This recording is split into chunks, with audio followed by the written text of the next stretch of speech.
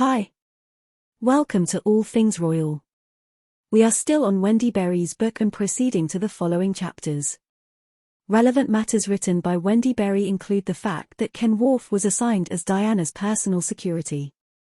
Once again, Ken was one of those rumored to have had an affair with Diana, but many books including Wendy's discount this rumor.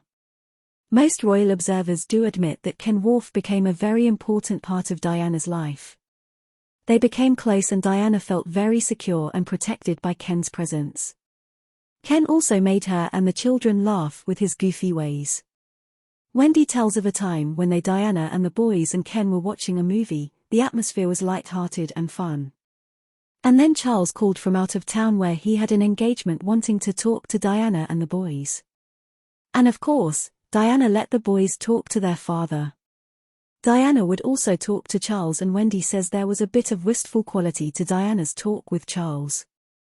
After that conversation, Diana tried to get back into the film they were watching, but it was clear that her mind was no longer in the film. So, it was like that between Charles and Diana during this time.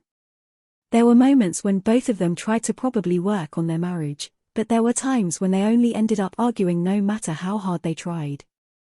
Coming close to the one-year anniversary of the avalanche, Charles and Diana would have an argument. Charles wanted to go revisit the site of the accident, but Diana did not want him to go. But Charles was very determined to go regardless of what anyone told him, regardless of what it might look like to the public, regardless of what Diana felt about it, and regardless of how Hugh Lindsay's widow felt about it. Charles said really wanted to go back to the scene of the accident before he lost his nerve. This argument further strains their marriage. This could be seen during their state visit to United Arab Emirates and Kuwait. As their marriage disintegrated, Diana also became closer to staff, especially to Paul Burrell, the butler. But Diana also had that tendency of withdrawing that closeness when she changes her mind about someone.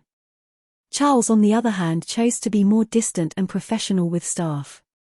Charles also felt that it would not be right for William and Harry to become too close to the Paul Burrell's children. Diana felt the opposite. She felt that while the boys were princes, they were also children. So, another argument would ensue between Charles and Diana. Wendy Berry did say that the boys William and Harry did enjoy the outdoor life in Highgrove. They enjoyed being outdoors, tagging along in hunting parties, playing with the dogs, playing in the dirt and mud, etc. Charles liked this about his boys, that they enjoyed the country life.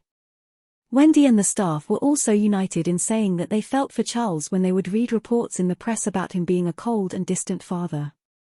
They also observed how Charles himself was hurt by these reports. The staff knew different, of course. They saw proof all the time of how warm and affectionate Charles was to the boys. Wendy also implied that the press was getting those reports from Diana herself. Wendy also talks of a time when Diana's relatives, her mother and sisters and nieces, nephews would come visit Highgrove.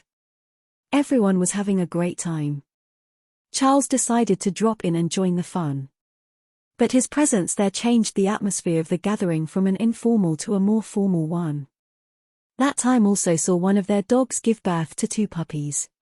The puppies were given away to friends. And it was weeks after when they found out that one of the puppies was given to Camilla. Anyway, this is it for this chapter. What do you guys think of this chapter? For the next chapter, Wendy finds proof of James and Diana's affair. Stand by for that. I'll upload that soon. In the meantime, leave your comments below. Don't forget to like my videos and subscribe to my channel. For now, you all have a great day.